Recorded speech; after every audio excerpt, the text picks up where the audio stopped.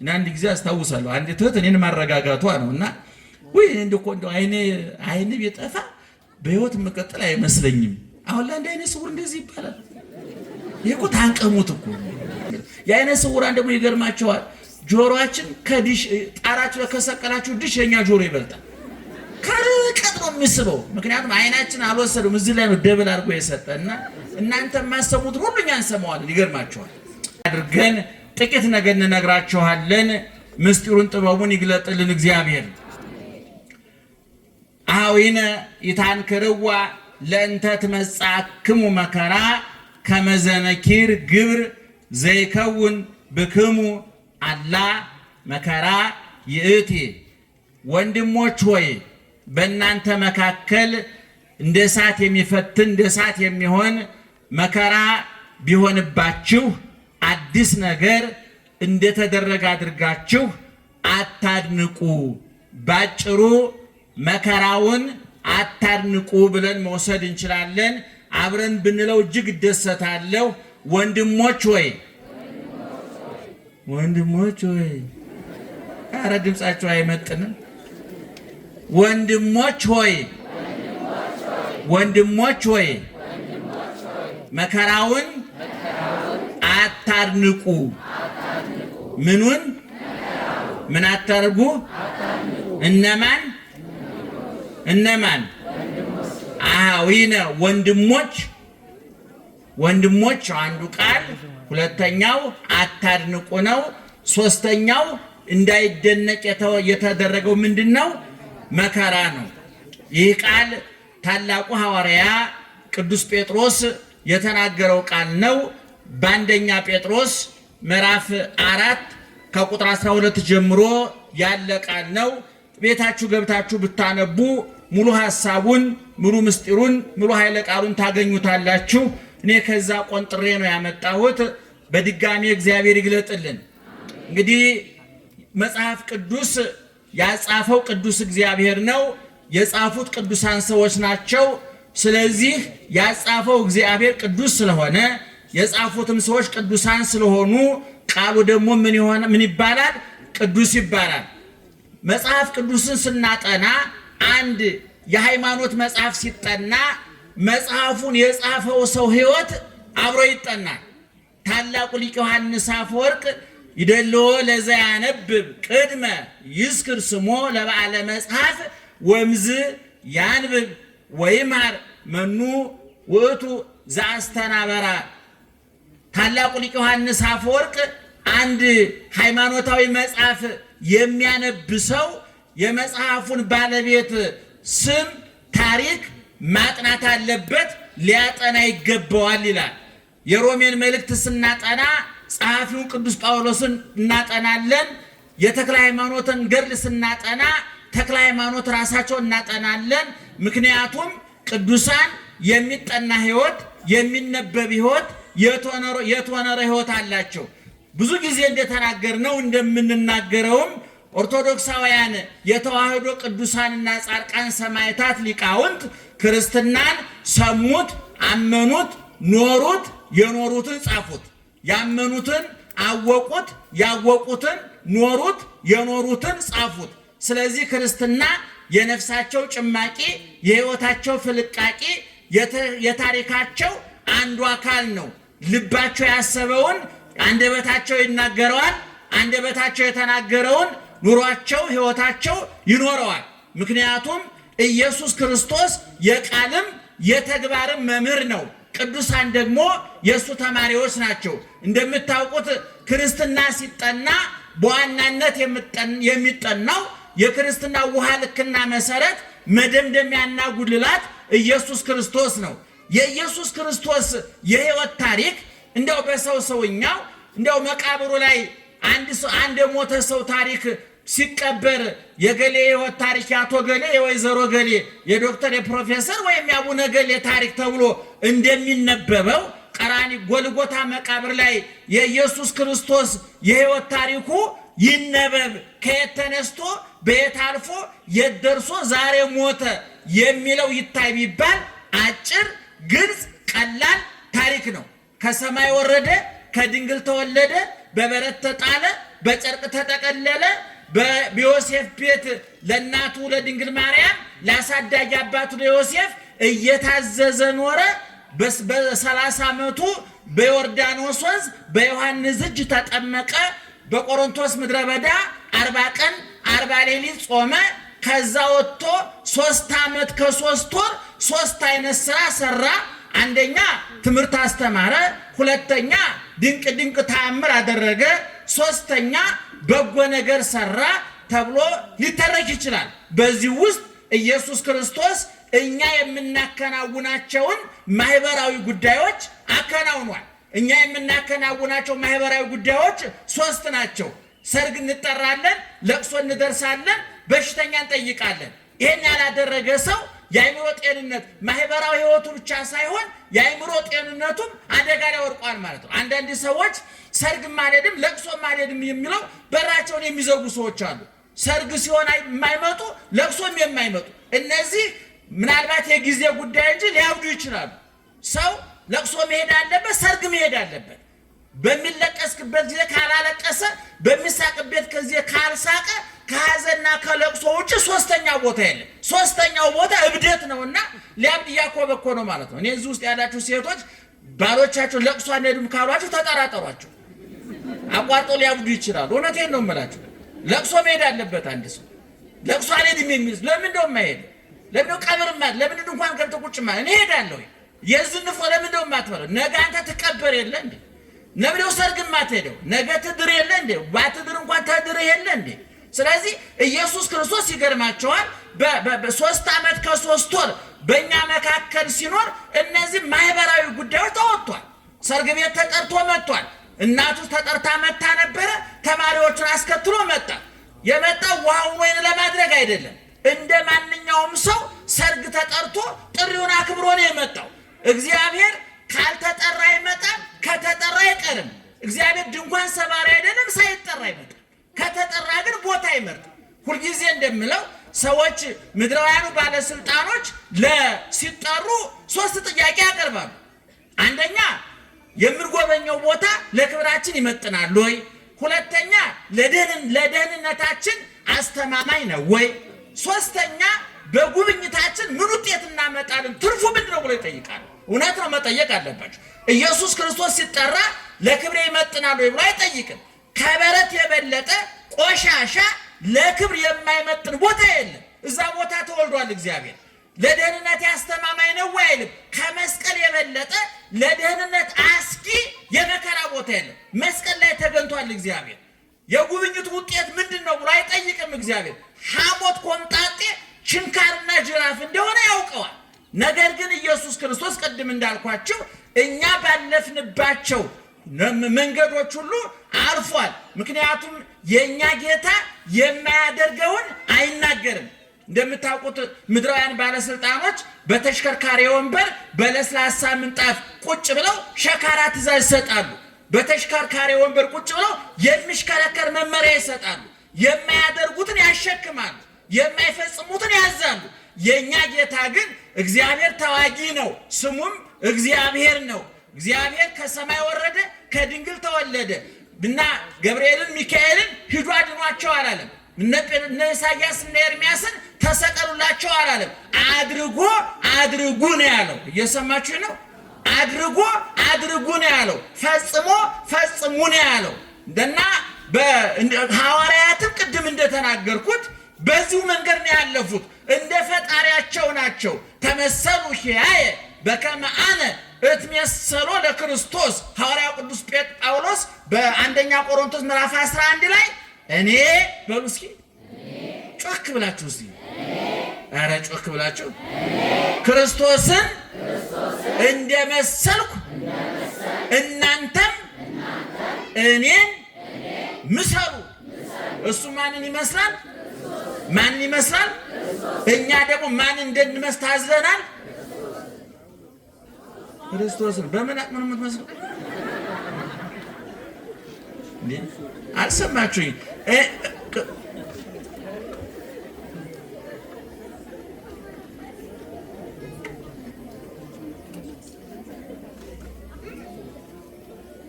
ይቅርታ የመረጃ ክፍተት እንዳይፈጠር ነጠላ ላይ የሆነ ነገር ለጥፎ እያስለቀኩኝ ነው። ዓለም ላይ ትልቁ ጦርነት የመረጃ ክፍተት ነው ይባላል እና ምንም እየተከናወነ አይደለም ማለት ነው። የማታዩ ሰዎች ደህና ዋላችሁ፣ ነቅታችሁ ስሙን። እኔ ማንን እመስላለሁ አለ ቅዱስ ጳውሎስ። እሺ እናንተ ደግሞ ማንን ምሰሉ አለ?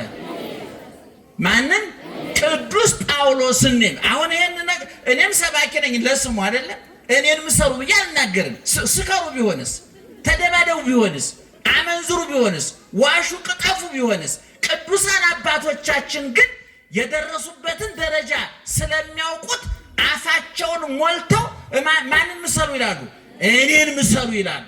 እና ቅድም እንደተናገርኩት ኢየሱስ ክርስቶስ ከተወለደበት እስከሚያርግበት ጊዜ ድረስ ያለው የሕይወት ታሪኩ እዚህ ቦታ በላ፣ ጠጣ፣ ተደሰተ፣ ተዝናና ተብሎ አልተጻፈለትም። ምናልባት ለባህሪው አይስማማውን ብቻ ብለን የምናልፈው አይደለም።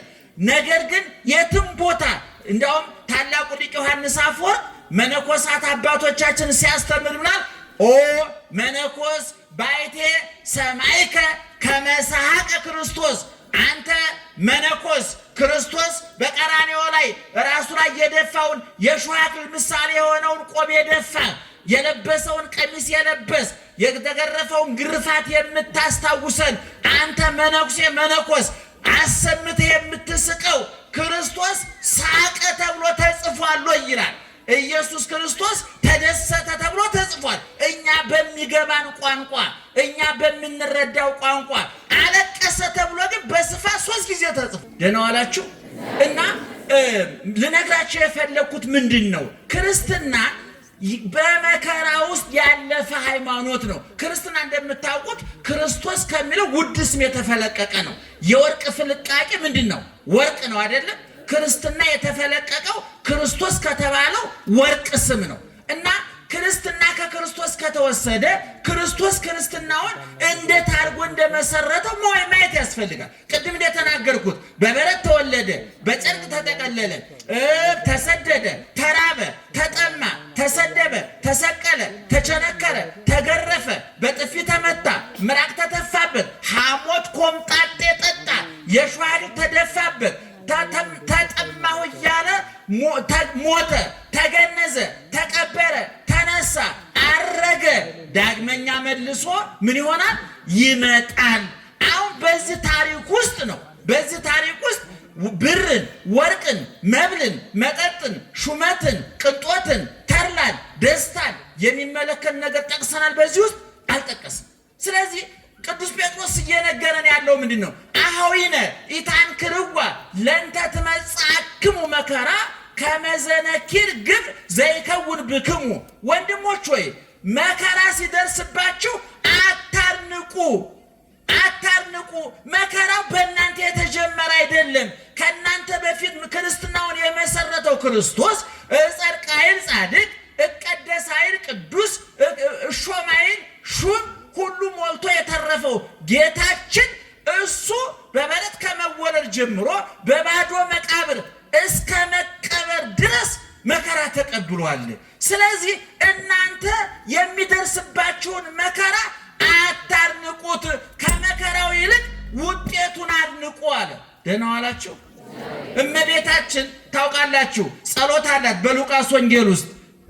ቅዱስ ሉቃስ እመቤታችን የዘመረችውን መዝሙር የዘመረችውን ዝማሬ የብሉይ ኪዳን ዕውቀቷን በደንብ አድርጎ ጽፎላታል። በሉቃስ ወንጌል ምዕራፍ 1 ቁጥር 37 ጀምሮ ስታነቡ በዚህ ውስጥ ምንድነው ማርያምን ማለች ብለን ምንድነው የምንለው? ነፍሴ እግዚአብሔርን ምን ታደርገዋለች? ታከብረዋለች። ቀጥሎስ መንፈሴም በአምላኬና በመድኃኒቴ ምን ታደርጋለች? ሐሴት ታደርጋለች። ተፈስሐ ደስ ተሰኘ፣ ተሐሴ ደስ ተሰኘ። በግዕዝ ሐሴት ማለት ይሄ በልቶ ጠጥቶ ለብሶ ተሹሞ ተሽሮ ተኝቶ ተነስቶ የሚገኘው ደስታ አይደለም። የኛ ደስታ ታውቁታላችሁ። ቀን ምሳ በልተን ደስ ይለናል።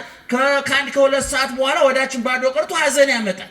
የዛ ዓለም መጠጡ፣ ምግቡ፣ ሹመቱ፣ ሽልማቱ ሁሉም ነገር ያልፋል። አይተነዋል። እውነቱን ለመናገር ዛሬ እንዝናና ብላችሁ ወደ አንድ ቦታ ብትሄዱ ያንን ቦታ እስከምታዩ ድረስ ትቸኩላላችሁ። ካያችሁት በኋላ ግን ትሰለቹታላችሁ። ምክንያቱም መዝናናት ማለት አዲስ ነገር ማድረግ ማለት ሳይሆን አንድን ነገር መቀየር ማለት ነው። ለምሳሌ አንድ አውሮፕላን አብራሪ ፓይለት ለመዝናናት ምንድነው የሚያደርገው? ወይ ባጃጅ ነበር ወይ ጋሪ ነበር። ለምን ታምር እኮ የለው። ዘወትር ዝታች ያለው ትልቅ ሆቴል አለ አይደል?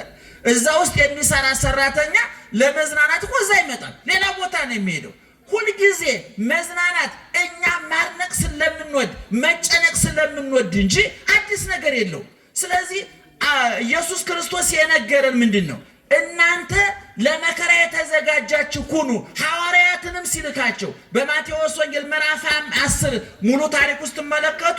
ወጸውዖሙ ለአሰርቶ ክሌቱ ሐዋርያት ይልና 12ቱን ሐዋርያት ጠራቸው ይላል። ጠርቶ ወሀቦሙ መንፈሰ ስልጣን ሰጣቸው። ዲበ መናፍስት ርኩሳን አጋንንት ርኩሳን መናፍስትን ያስወጡ ዘንድ ሙት አስነሱ፣ ድዊ ፈውሱ፣ ለምጽ አንጹ፣ ዓይን አብሩ ብሎ ሹመት ሰጣቸውና ቁጥር 16 ላይ መብታቸውን ዘርዝሮ ከጨረሰ በኋላ የማቴዎስ ወንጌል ምዕራፍ 10 ቁጥር ከ1 እስከ 16 እያልኳችሁ ነው። ታሪካት መብታቸውን ስልጣናቸውን ማድረግ የሚችሉትን ነገር ሁሉ ነገራቸውና ቁጥር 16 ላይ ምን አለ? ወናሁ እፌነወክሙ ከመ አባግዕ ማእከለ ተኩላት፣ በበጎች መካከል እንደ ተኩላ በበጎች መካከል እልካችኋለሁ። ተኩላ አለ፣ እናንተ በጎች ናችሁ ብሎ ነገራቸው ኢየሱስ ክርስቶስ። ይሄ ራሱ ያሳለፈው ህይወት ነው። ቅድም እንደተናገርኩት በበረት ተወለደ፣ በጨርቅ ተጠቀለለ፣ ራበው፣ ጠማው፣ ተሰደደ፣ መከራ ተቀበለ። ለሐዋርያት ያዘዛቸው በእሱ ያልሆነውን ነገር አይደለም፣ እሱ ያለፈበትን ነው። እና ቅዱስ ጴጥሮስም ለምእመናኑ ለክርስቲያኖቹ የሚነግራቸው ወንድሞች ሆይ ፈተና ይመጣል፣ እንደ እሳት ወርቅ በእሳት እንዲፈተን እንዲነጥር እናንተንም የሚያነጥራችሁ የሚያጠራችሁ የሚያሳምራችሁ ከክርስቶስ ከሐዋርያት ጋር አንድ የሚያደርጋችሁ ለሰማያዊ ሹመትና መንግስት የሚያዘጋጃችሁ መከራ በመካከላችሁ ይሆናል። ነገር ግን መከራውን በማድነቅ በመሰቀቅ አትሽሹ፣ መከራውን ተጋፈጡት ነው ያለው። እንግዲህ ዛሬ ታውቃላችሁ ብዙ ክርስቲያን የሚያየው ጎረቤቱን የሚያየው ጓደኛውን የሚያየው የተገነቡትን ፎቆች የሚያየው የእሱ ጎረቤት የሚነዳውን መኪና የለበሰውን ሱፍ የሚዝናናበትን ቦታ ስለዛ ነው መረጃ የሚሰበሰበው። አሁን እዚህ ውስጥ ያለን ክርስቲያኖች እንደው በጣም ይቅርታ ይደረግልኝና ስለ አሜሪካ ካለን መረጃና ስለ መንግስተ ሰማያት ካለን መረጃ የትኛው ይበልጣል? እስኪ ንገሩን ለመናገር። እናንተ ብቻ እኮ አይደላችሁም፣ እኛም መነኮሳቱ ጳጳሳቱ ሁሉ ስለ ገነት ከሰበሰቡን መረጃ ይልቅ ስለነ ዋሽንግተን የሰበሰቡን መረጃ ይበልጥ። ሁላችንም ነን የቀለጥነው፣ እናንተ ብቻ እኮ አይደላችሁም። ነገር ግን ክርስቲያኖች መረጃ መሰብሰብ ያለባቸው ስለማን ነው? ስለ መንግስተ ሰማያት ነበረ። መንግስተ ሰማያት ምን አይነት እንደሆነች እኮ በዮሐንስ ራእይ ምዕራፍ 21 ሙሉ ታሪኳ ተጽፏል። የከተማው ውበት ዛሬ ጎግል ብታደርጉ አንድ ዩቲዩብ ውስጥ ብትገቡ ስለ አሜሪካ ከተሞች፣ ስለ አውሮፓ ከተሞች፣ ስለ ጥራታቸው፣ ስለ ውበታቸው፣ ስለ መዝናኛቸው፣ ስለ ተሟላላቸው የኑሮ መለኪያ መመዘኛ ብዙ መረጃ ይሰጣል። ስለ ቻይና ከተሞች ብዙ መረጃ ይሰጣል። መጽሐፍ ቅዱስ ግን የሚነግረን ስለ መንግስተ ሰማያት ነው። በዚህ በዮሐንስ ራእይ ምዕራፍ 21 ላይ ስትመለከቱ ወንጌላዊ ዮሐንስ የመልአክ አስጎብኝ ተሰጥቶት፣ አስጎብኚው ልብ አድርጉ መልአክ ነው። ዛሬ አክሱም ስትሄዱ፣ ላሊበላ ስትሄዱ፣ አንዳንድ ትልልቅ የታሪክ ቦታዎች ስትሄዱ አስጎብኚዎች ይመደቡላቸዋል። አንዳንዱ አስጎብኝ ከእናንተ የተሻለ መረጃ የሌለው ትዝ ያለውን የሚያወራል። አንዳንድ ጊዜ ትዝ ምንም ያላነበበ ስለሚያስጎበኘው ምንም መረጃ የሌለው አይን ስላለው ብቻ። አንዳንድ ጊዜ በቴሌቪዥን ኳስ ስትከታተሉ እነዚህ በሬዲዮ ኳስ የሚያስተላልፉ ሰዎች አሉ። አንዳንዶቹ አይን ስላላቸው ብቻ ነው ኳስ የሚያስተላልፉት፣ ምንም እውቀት ያላቸው ያስታውቃሉ። መቼም እገሌ ኳስ ይዞ ወደዛ እየሄደ ብሎ ለመናገር አይን እንጂ እውቀት አይጠይቅም አይደል? እና አሁን አያችሁ ዮሐንስን እያስጎበኘው ያለው አስጎብኝ ተብሎ እግዚአብሔር የመደበለት ለዮሐንስ ምንድነው መልአክ ነው የመደበለት። እና ዮሐንስ መንግስተ ሰማያትን እየዞራየ ጣዕመ መንግስተ ሰማያትን ተድላ መንግስተ ሰማያትን የመንግስተ ሰማያትን ጣዕሟን ደስታዋን እየዞረ ጎበኘ። ወዳው ከዛ አውጥቶ ደግሞ ገሃነመ እሳትን እያዞረ አስጎበኘው መልአኩ። ከዛ በኋላ ዮሐንስ ወደ መሬት ተመልሶ ወደኛ ተመልሶ ስለ መንግስተ ሰማያት ውበት መረጃ አስቀመጠልን። ይቺ መንግስት ምን አይነት ቤት ናት? 12 በር አላት ይላል። ስንት በር አላት? ጮክ ብላችሁ ንገሩኝ። 12 በር አላት። በሩ 12 መሆኑ ብቻ አይግረማችሁ። 12 ሁሉ በር ከምን የተሰራ መሰላችሁ? ከአልማዝ ከዕንቁ የተሰራ። ዛሬ አልማዝና ዕንቁ እዚህ ውስጥ እርግጠኛ ነኝ ያለው ሰው የለም። እውነቱን ለመናገር እንደ ትልልቆቹ ሰዎችም እንደ አርቲፊሻሉን ያገኙት መደበኛው አልማዝ መደበኛው ዕንቁ እንዲህ በቀላሉ አይገኝም። መንግስተ ሰማያት ግን በሮቿ የተሰሩት ከምንድነው ይላል? ከዕንቁ ከአልማዝ የተሰራ። እንደገና የከተማይቱ ይሄ ወለሉ ማነ አስፋልቱ ዙሪያውን አደባባዩ የምታዩት ከንጹህ ወርቅ የአስፋልቱ የምትረግጡት እኮ ነው ምእመናን። አስፋልት መኪና የሚነዳበት ማለት እኮ ነው። ንጹህ ወርቅ ነው ያ የመንግስተ ሰማያት ወለሏ አስፋልቷ አደባባይዋ ከንጹህ ወርቅ የተሰራ ነው።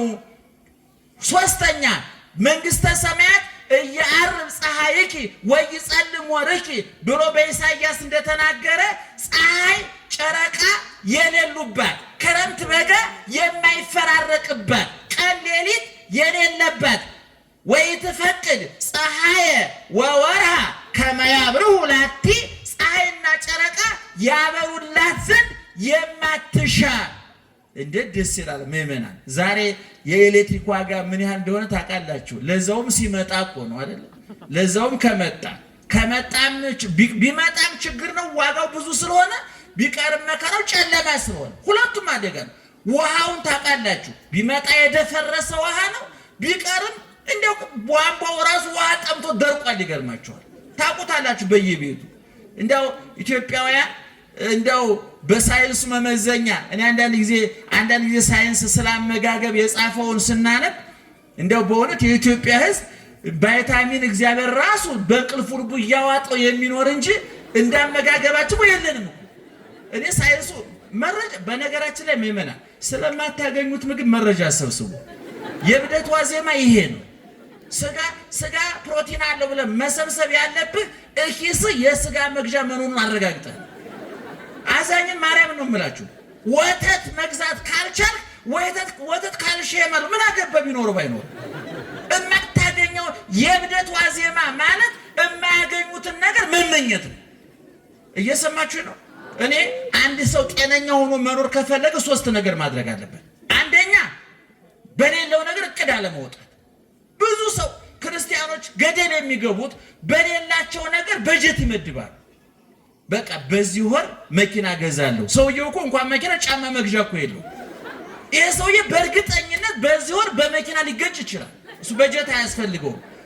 ሰው በሌለው ነገር እቅድ አይወጣም። ሀገሮች እኮ ለምሳሌ አሜሪካ የምትበጅተው በጀትና የኛ ሀገር የምትበጅተው በጀት አንድ ነው እንዴ? ምናልባት አሜሪካ ለአንድ ፕሮጀክት የመደበችው በጀት ለኛ መንግስት የዓመት በጀት ሊሆን ይችላል።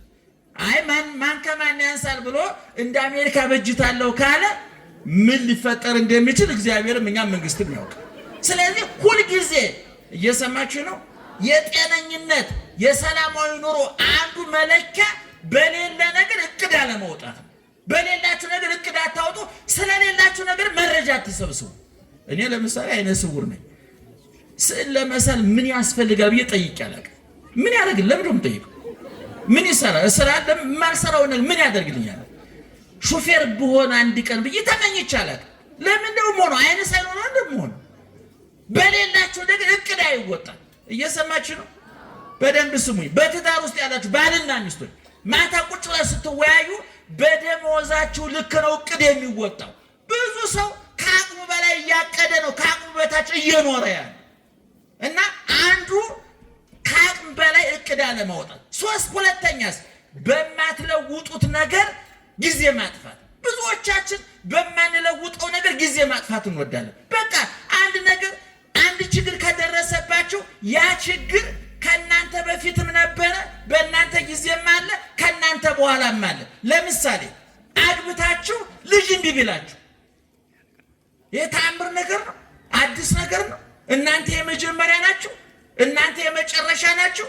ለዛውስ ላይ መንግስት ልጅ መውለድ የመንግስተ ሰማያት የይለፍ ወረቀት ነው እንዴ? ባይወለድስ? ድንግል ማርያም አንድ ወልዳ እኮ ሔዋን 60 ነው የወለደችው። 60 ሁሉ የት እንደገቡ እሷና አዳም ናቸው የሚያውቁ። ምንም መረጃ የለም። ባክነው ነው የቀሩ። ድንግል ማርያም አንድ ወልዳ እነ ኤልሳቤጥ ዮሐንስ አንድ ወልደው ሳይወልዱም ተባርከዋል። መውለድ እኮ ይሄ ከመላእክት ጋር የምንመሳሰልበት እኮ ነው። ከእንስሳት ጋር የምንመሳሰል። አንተ 4 ልጅ ካለ የሆነች ላም እኮ 4 ጥጃ አላት። ምንም አንተ የሆነች በግ 4 ልጅ ወልዳል። ምንም ተአምር የለው። አንተ ጻድቅ ስለሆንክ አይደለም የወለድከው፣ ቅዱስ ስለሆንክ አይደለም የወለድከው። የሰው ዘር መቀጠል ስላለበት እግዚአብሔር ስለፈቀደ ነው። ስለዚህ እኔ አግብታችሁ ልጅ እምቢ ቢላችሁ ልጅ እምቢ አማራጭ የለም ወይ? እየሰማችሁ ነው? አማራጭ የለም አለ አማራጭ።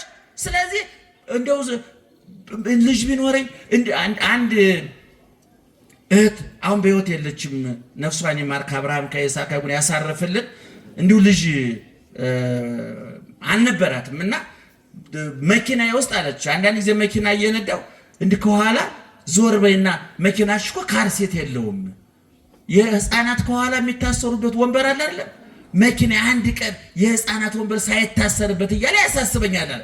ሰይጣን መረጃ የሚሰጣችሁ ሊያሳብዳችሁ ሲፈልግ። እየሰማችሁ ነው? ሰይጣን መረጃ ስለ አንድ ጉዳይ ሰይጣን ከጠየቃችሁ ሊሞላላችሁ ሳይሆን ይሄ ነገር ከሌለ ለምን ታንቃህ አትሞትም? አንዳንድ የኛ ሰው የምናጽናናበት ምክር አናውቀውም እኮ። ይገርማችሁ እንዴ አይን ባይኖረኝ እኮ እንዴት እኖራለሁ አይባልም። ባታይም ችግር የለም ነው የሚባለው ለማጽናናት አይደል? አንዳንድ ጊዜ በማትለውጡት ነገር ጊዜያችሁን አታጥፉ። ደህና አደራችሁ፣ ደህና ዋላችሁ። እየሰማችሁ ነው? ክርስቲያን ጥሩ ክርስቲያን የሚባለው አንድ በሌለው ነገር እቅድ የማያወጣ፣ ሁለት በማይለውጠው ነገር ገንዘቡና ጊዜውን የማያጠፋ። ትልቁ ችግር በማትለውጡት ነገር ጊዜያችሁና ገንዘባችሁን ታጠፉና የምትለውጡት ነገር ያመልጣችኋል። እየሰማችሁ ነው? ለምሳሌ አንድ ሰው ልጅ እምቢ ቢለው አማራጩ ምንድነው? ሌላ ልጅ ማሳደግ ይቻላል፣ ሌላ በጎ ስራ መስራት ይቻላል። ሰይጣን ግን ሌላ ስራ እንዳይሰራ ምን ያደርገዋል? እዚህ ላይ ተቸክሎ እንዲቀር ያደርገዋል። ይህን እያኘከ ያላመጠ ተስፋ እንዲቆርጥ ያደርገዋል። ቅዱሳን አባቶቻችን ይህን አላደረጉ። ይጸልያሉ እንጂ አይሰለቹ እና በማይለውጡት ነገር ጊዜ አለማጠፍ። ሶስተኛው ካላችሁ ነገር ይልቅ የሌላችሁ ነገር እንደሚበልጥ አድርጎ ያሳያችኋል ሰይጣን። እየሰማችሁ ነው? ያላችሁን ነገር ያስረሳና የሌላችሁ ነገር ያስታውሳችኋል። ይሄ በጣም ትልቁ ማስረጃ አዳምና ሔዋን ናቸው። አዳምና ሔዋን የሚኖሩት በገነት ነበረ። ገነት አይብራራም፣ ዝም ብሎ ገነት ነው። ዛሬ እንኳን ለምለም ቦታ እንደው አበባ ያለበት ቦታ ንጹህ ቦታ ስናገኝ ምን ይመስላል የምንለው? ገነት ይመስላል። ለዚህ ነው አዳም ከገነት ከወጣ በኋላ እንባውን መቋቋም ያቃተው ገነትን በወሬና በመጽሐፍ ሳይሆን በኑሮ ስለሚያውቀው ነው። ይገርማል። ዋልቦቱ ለአዳም ካልህ ህሊና ዘንበለ ብካይላ አይለ ኃጢአቱ። እግዚአብሔርን ያህል ጌታ ገነትን ያህል ቦታ አጥቼ ቀምሶት ስለሆነ የወጣው እንባውን ሊገታው አልቻለም፣ ልቡ ሊጽናናለት አልቻለም።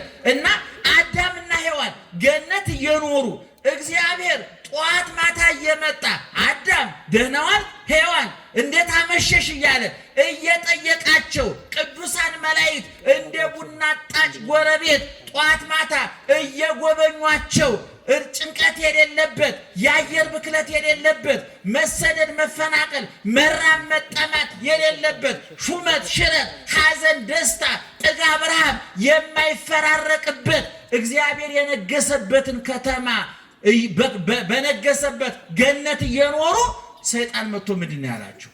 ይሄ ሁሉ ነገር ከንቱ። ዋናው ትልቁ ምስጢር ያለው እዚች ጸበለሱ ላይ ነው አለ። ያ ጸበለስ እኮ ምእመናን ብትበሉት አያወፍር፣ ሌላ ምንም አያመጣ፣ ሰይጣን ግን በበለሷ ተንጠልጥሎ እነሱን ከዛ እንደሚያስወጣቸው ያውቀዋል። በኋላ ሰይጣን ከዛ በፊት ያንን በለስ እኮ ሔዋን አይተዋለች፣ አዳም አይቶታል። ግን አላጤኑትም፣ አላስተዋሉትም። እግዚአብሔር ጋር ስለነበሩ ያላቸው በዝቶባቸው እያደነቁ ያንን ለማስተዋያ ጊዜ አልነበራቸውም። ሰይጣን መረጃውን ከሰጣቸው በኋላ ግን ሔዋን ቅጠሉ አምሮ ፍሬው ጣፍጦ ታያል። ከመሰናይ ፍሬው ለበሊ በቃ ውበት ጨምሮ ታያል። ሽታው ማረካል፣ መልኩ ማረካል። ጣዕሙ ሳትበላው አስጎመጃትና ያችን የማትበላ የበለስ ፍሬ በልተው እነሱም ከእግዚአብሔር ተገነጠሉ፣ እኛም እንገነጠሉ። ዛሬ እናንተ የደረሰባችሁ መከራ፣ ዓለሙ ላይ እየደረሰ ያለው መከራ፣ እኛም ላይ ያለው የደረሰው መከራ አዳምና ሔዋን ካላቸው ብዙ ነገር ይልቅ በሌላቸው ጥቂት ነገር ላይ በመንጠልጠል አቅልጠውን የነሱ ነው። ስለዚህ ምዕመናን እነዚህ ያላችሁ ነገር ብዙ ነው። ተኝታችሁ ተነስታችኋል። አይናቸው ያያል፣ ጆሮአችሁ ይሰማል፣ ደማችሁ እየተሰራጨ ኩላሊታችሁ ጉበታችሁ እየሰራ ነው። መሽቶ እየነጋ ነው፣ እየተነፈስን ነው። ይሄ ተመስገን ብለን ይሄን እፎይ ብለን እንዳንተኛ ሰይጣን የመረጃ መዓት በማፍሰስ በጭንቅላታችን የኛን ትተን የሌላ ሰው እንድንመለከት በማድረግ ትዳራችን ያምሳል፣ ፖለቲካችን ያምሳል፣ ሃይማኖታችን ያምሳል፣ ቢሮአችንን ያምሳል፣ ሱቃችንን ያምሳል፣ ማህበራዊ ህይወታችንን ያመሰቃቅለዋል። ስለዚህ ሶስቱን ነገሮች ማጤን አለባችሁ። አንድ በሌላችሁ ነገር እቅድ አታውጡ። ሁለት በማትለውጡት ነገር ጊዜ ገንዘባችን አታጥፉ። ሶስት ካላችሁና ከሌላችሁ የቱ ይበልጣል? ንገሩኝ እስኪ። የቱ ይበልጣል? ያላችሁ ይበልጣል። ስለዚህ ዮሐንስ መንግስተ ሰማያትን እየዞረ መጥቶ ሲጽፍልን መንግስተ ሰማያት አንድ ክረምትና በጋ ሌሊትና ቀን የማይፈራረቅባት፣ ሁለት 12 በር ያላት 12ቱ ሁሉ በሮቿ ከዕንቁ ከአልማዝ የተሰሩ፣ ሶስት ወለሉ ሜዳው አስፋልቱ አደባባዩ ከንጹህ ወርቅ የተሰራ፣ አራተኛ ፀሐይ ጨረቃ ከዋክብት የማይፈራረቁባት እግዚአብሔር ወቱ ብርሃና የከተማይቱ ብርሃን ማን ነው ይላል ዮሐንስ? ራሱ እግዚአብሔር ነው። የብርሃን ምንጭ የኃይል ምንጭ ፀሐይ ጨረቃ ከዋክብት ናቸው። ወይም ደግሞ ከውሃ ከነፋስ የሚገኝ ኤሌክትሪክ ነው። በመንግስተ ሰማያት ግን በቀን ፀሐይ በሌሊት ፀሐይ ጨረቃ ኩራዝ ሻማ አምፖል የሚባል ነገር የለም። ክረምትና በጋ ሌሊትና ቀን ሐዘንና ደስታ የለም። በከተማይቱ ሹመት ሽረት የበላይ የበታች ገዥ ተገዥ ሰጭና ነሺ የለም። ሰጭና ተቀባይ የለም። ፖሊስ የለ ሌባ፣ ዶክተር የለ በሽተኛ፣ አዛዥ የለ ታዛዥ፣ ሁሉ እኩል ሆኖ ክርስቶስን መስሎ የሚኖርባት ከተማ ናት። እዛ ነው የምንገባው ምዕመናን። ይሄን ነው ማድነቅ። ቅዱሳን እየነደዱ እየታረዱ እየተገፈፉ እየተገረፉ እሳቱን ስለቱን ስደቱን ረሃቡን ጥሙን አያደንቁም። የሚያደንቁት ምንድን ነው? ኋላ የሚገቡበትን ቦታ። ሐዋርያው ቅዱስ ጳውሎስ በዚህ በሮሜ 8:18 ላይ በጣም ይገርመኛል። ወገኖቼ ዛሬ የምንቀበለው መከራ ኋላ ከምናገኘው ክብር ጋር ሲመጣጠን ምንም እንዳልሆነ አስባለኋል። ለዛውም እኮ እኛ መከራ እኮ አልተቀበልንም። ታውቁታላችሁ አይደለም? የኛ መከራ ከኛ ውስጥ የሚመጣ ነው። ከፍላጎታችን ከምኞታችን የሚመጣ ነው። ካለመደማመጥ የሚመጣ ነው። ካለመግባባት የሚመጣ ነው። እነ ቅዱስ ጳውሎስ በሁለተኛ ቆሮንቶስ ምዕራፍ 11 ላይ እኮ የደረሰበትን መከራ እኮ ተናግሮታል እኮ። ይገርማቸዋል። በቀን በሌሊት በበጋ በክረምት በባይስ በባህር በየብስ ባመነው በካደው በዘመዱ በባይዱ እንከራተታለሁ። በባህር ላይ መርከቤ ማዕበል ሞገድ እየናጣት ካሁን ሰጠምን እያል ከመከራ ተርፈናል። አይሁድ 5 ጊዜ 40 ሊሞላ አንድ ሲቀረው 40 ሊሞላ አንድ ሲቀረው 5 ጊዜ ገረፉኝ፣ በድንጋይ ወገሩኝ። ይሄ ሁሉ ነገር አይገርመኝም። እኔ ቀን ከሌሊት ቀን በውኔ ሌሊት በህልሜ የሚያናጉዘኝ እረፍት የሚነሳኝ የአብያተ ክርስቲያናት ጉዳይ ነው አለ። ስለዚህ ምዕመናን ቅዱስ ጴጥሮስ ያለን ምንድን ነው? የሚመጣባችሁን መከራ ምን አትበሉት አታድንቁት። ከመከራው ይልቅ ምኑን አድንቁት ይላል? ውጤቱን አድንቁት። በነገራችን ላይ በጎበዝ ተማሪና በሰነፍ ተማሪ መካከል ያለው ልዩነት እንደው ታውቃላችሁ? ሰነፍ ተማሪ ፈተና ያደንቃል። ሰነፍ ተማሪ ፈተና እንደሚወርቅ ስለሚያውቀው አስቀድሞ ምን ይላል? ቲቸር አይወዱኝም፣ ያላስተማሩትን የሚፈትኑት እና አይነ ውሃቸው እኔን አይወደኝም። ስለዚህ አሁን አስቀድሞ እንደሚወርቅ ስለሚያውቀው የሚወርቅበትን ቦታ እየጎዘጎዘ ፈተናው ከባድ ነው፣ ትምህርቱ ከባድ ነው። ቲቸር ቅድም እንዳልኳችሁ ነው፣ ወንበሩ አይመቸኝም፣ ተማሪው ብዙ ነው ክፍል ውስጥ፣ ተማሪዎች ይመቀኙኛል፣ ተማሪዎች ራሱ አይተኙልኝም። ተማሪዎች ወረስተው ለጥ ብለው ተኝተው እያጠኑ እኮ ነው የራሳቸው ነው። ሰነፍ ተማሪ ፈተና ያደንቃል። ጀግና ተማሪ ግን ስለ መምህሩ አያወሳም፣ ስለ ክላሱ አያወሳም፣ ስለ ተማሪዎቹ አያወሳም፣ ስለ ትምህርቱ ክብደትና ቅለት አይናገርም። ጸጥ ብሎ ትምህርቱን ያጠናል። በፈተና ጊዜ ውጤቱን ያየዋል። ቅዱሳን ሐዋርያት ፈተና አድናቂ አይደሉም፣ ችግር አድናቂ አይደሉም፣ ረሃብ አድናቂ አይደሉም፣ ጥም አድናቂ አይደሉም፣ ስደት አድናቂ አይደሉም፣ ሰይፉን ስለቱን አድናቂ አይደሉም። የሚያደንቁት የተከፈለላቸውን ዋጋ ነው። ቅዱስ ጊዮርጊስ በሰይፍ እየታረደ በእሳት እየነደደ እንደ እየተፈጨ እየተቆላ ያ ሁሉ የመከራ ዶፍ እየወረደበት እንዲህ አለ፣ እፎ እይሄሊ ከመ አምላኬ ተሰቅለ ዲበፀ መስቀል። እኔ ጸድቃለሁ ብዬ ነው፣ ገነት እገባለሁ ብዬ ነው፣ የዘላለም ሕይወት አገኛለሁ ብዬ ነው። ብታረድ እከብርበታለሁ፣ ብነድ እቀደስበታለሁ፣ ብገፈፍ ብገረፍ የብርሃን ልብስ እለብስበታለሁ። እኔ ብራብ ብጠማ የሕይወት እንጀራ የሕይወቷ እበላበታለሁ፣ እጠጣበታለሁ። እስር ቤት ብገባ መንግሥተ ሰማያት እገባበታለሁ። የኔ ጌታ ቀራንዮ ላይ ያን ሁሉ ዋጋ የከፈለው ምን አገኛለሁ ብሎ ነው? እሱን አላስብም ወይ? ክርስቲያን ሁለት ዓይን ሊኖረው ይገባል። ደህና ዋላችሁ? ስንት ዓይን? ስንት ዓይን? ሁለት ዓይን ሊኖረው ይገባል። አንዱ ቀራንዮ ላይ በመስቀል የተሰቀለውን ጌታ በቁስሉ ውስጥ ከነ ፍቅሩ የሚያይ፣ ሁለተኛው ዓይን ወደ ሰማይ ወጥቶ ክርስቶስን በአባቱ ቀኝ በዙፋኑ በጌትነቱ ከነ ክብሩ የሚያይ። ስለዚህ በቀራንዮ ፍቅሩ እየጸና በሰማያዊ ክብሩ እየቀና መከራውን ተቋቁሞ ይኖራል። በሐዋርያት ሥራ ምዕራፍ 7 ላይ እስጢፋኖስ በድንጋይ እየተወገረ የድንጋይ ቁልል እየተቆለለበት አጥንቱ እየተሰባበረ ደሙ እየተንዠቀዠቀ ስጋው እየተቦጫጨቀ ቆዳው እየተሸነታተረ ምን አለ? አባት ወይ ጌታዬ አለ፣ ወይ ትረሲ ቦሙ ጌጋዬ፣ እስጢፋኖስን በድንጋይ ወገሩ ብለህ ዕዳ በደል አታድርግባቸው አለ። አንድ ዓይኑ የት ነበር ማለት ነው? ቀራንዮ። ቀራንዮ ላይ ምን ሲባል ሰምቷል? አባት ሆይ የሚያደርጉትን አያውቁምና ምን በላቸው አለ? ይቅር በላቸው አለ። እስጢፋኖስ በድንጋይ እየተወገረ ዓይኑ ቀራንዮ ነበር ማለት ነው። አንድ ዓይኑ ደግሞ በሰማይ ነበረ። ኢየሱስ ክርስቶስን በሰማያዊ ክብሩ በአብ ቀኝ ተቀምጦ አየው ይላል። ስለዚህ እስጢፋኖስ ስንት ዓይን ነበረው? አንድ ዓይኑ ቀራንዮ፣ አንድ ዓይኑ መንግሥተ ሰማያት። የኛ አንድ ዓይናችን ቴሌቪዥን ላይ ነው፣ ሌላው ዓይናችን ደግሞ ነው ቦታ ነው። ታውቁታላችሁ። ስለ ጎረቤት መረጃ በመሰብሰብ የባከን ሰዎች ብዙ ሰው አበሻ ስለ ጎረቤት መረጃ በመሰብሰብ ጊዜውን የሚያጠፋው። ጎረቤት ዶሮ እንደታረደ ሁሉ መረጃ ይሰበሰብ እኮ አበሻ።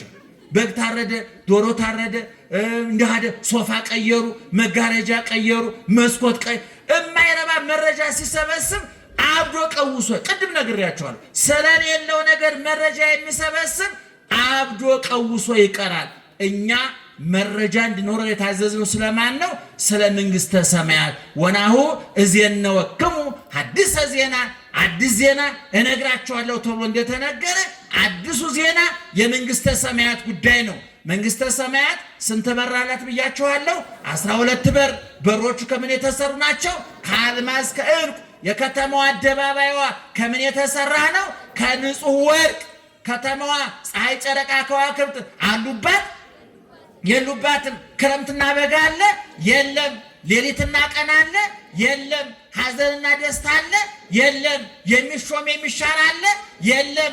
ሰጭና ተቀባይ አለ የለም? በሽተኛና ዶክተር አለ የለም? ነፃ ከተማ በ12ቱ ሁሉ የመንግስተ ሰማያት በር ላይ ደግሞ የነማን ስም ተጽፏል መሰላችሁ? የሐዋርያት ስም ተጽፏል። የጴጥሮስ በር። አንዳንድ ሰዎች በቅዱሳን ስም ለምን ቤተክርስቲያን ሰራችሁ ብሎ ሲበሳጩ ሰማለሁ። በቸም አንዳንድ ሰው የራሱ ስንፍና ሳያንሰው በሰው ይመቀኛል። በጣም ይገርመኛል። አንዳንድ ጊዜ ባለው ከመጽናናት ይልቅ በሰው የሚቀና እና እንደው በተክለ ሃይማኖት በጴጥሮስ በጳውሎስ ስም ቤተክርስቲያን ትሰራላችሁ ኢየሱስ ተረሳ የሚያሉ የሚያላዝኑ ሰዎች አሉ። እነሱ ራሳቸው ረስተውት እኮ እሱ እየፈለጋቸው ነው። ይገርማቸዋል። እና ነገር ግን መንግስተ ሰማያት ስንገባ በ12 ሁሉ በር ላይ የተጻፈው የማን ስም ነው? ጮክ ብላችሁ ነገሩ። የማን ስም ነው የተጻፈው? የኢየሱስ ስም ነው? የክርስቶስ ስም ነው? የሥላሴ ስም ነው? ለምን ተቀንጭቦ በር ላይ ይጻፍበታል? ኢየሱስ ስም ልባቸው ውስጥ ተጽፏል እኮ። ሁሉ የሱ አይደለም፣ ለምን ይቀነስበታል? ኢየሱስ ክርስቶስ እኮ በጣም ነው የሚገርመኝ። ወዳጆቹን አክባሪ፣ ትንሽ የደከሙለትን ብዙ የሚያከብር። እኔ የወይን ግንድ ነኝ፣ እናንተ ምን ናችሁ አለ? ምንድን ናችሁ አለ? ቅርንጫፎች። መንግስተ ሰማያትሰ ነያ ማእከሌክሙ፣ መንግስተ ሰማያት በመካከላችሁ ናት አለ። ክርስቶስ ራሱ መንግስተ ሰማያት ተብሎ ተጽፏል። ይገርማችኋል። መንግስተ ሰማያት ይባላል። መገለጡ ወነዋ ይሰማያ መንግስተ ሰማያት ለአስተርእዮቱ ማእከለ ፍቁራኒሁ፣ በወዳጆቹ መካከል መገለጡን መንግስተ ሰማያት ብሎ ይጠራዋል ሊቁ ሲተረጉም። ስለዚህ የገነት በር ላይ የተጻፈው የማን ስም ነው? የሐዋርያት። እዛ ውስጥ ደግሞ እነማን ይገባሉ? እናንተ ትገባላችሁ፣ እኛ እንገባለን። ዛሬ ቤት ላይኖራችሁ ይችላል። ዛሬ ጥሩ ምግብ ላይኖራችሁ ይችላል። ዛሬ ንጹህ ልብስ ላይኖራችሁ ይችላል። ዛሬ ምኝታችሁ ሸካራ ጎርባጣ ሊሆን ይችላል። ዛሬ ምሳ በልታችሁ ለራታችሁ እርግጠኛ ላትሆኑ ትችላላችሁ። ዛሬ ገንዘብ፣ ዘመድ፣ ጤና ፊቱን አዞሩባችሁ ሊሆን ይችላል። ኋላ ግን በእግዚአብሔር መንግስት እዛ የምንሾመው የምንነግሰው የንጉሱ አልጋ ወራሾች እኛ ነን። እኛ የማን ልጆች ነን? የክርስቶስ መንግስት የሚወርሱ እነማን ናቸው? እኛ እዛ እንገባለን። ስለዚህ ወገኖቼ በማማረር በማጉረምረም ጊዜያችሁን አታባክኑ። ችግራችሁን በመቁጠር ጊዜያችሁን አታባክኑ። በሽታችሁን በመቁጠር ጊዜያችሁን አታባክኑ። ያቆሰሏችሁን በመቁጠር ጊዜያችሁን አታባክኑ። የቆሰለላችሁን አስቡት። ደህና ደሩ።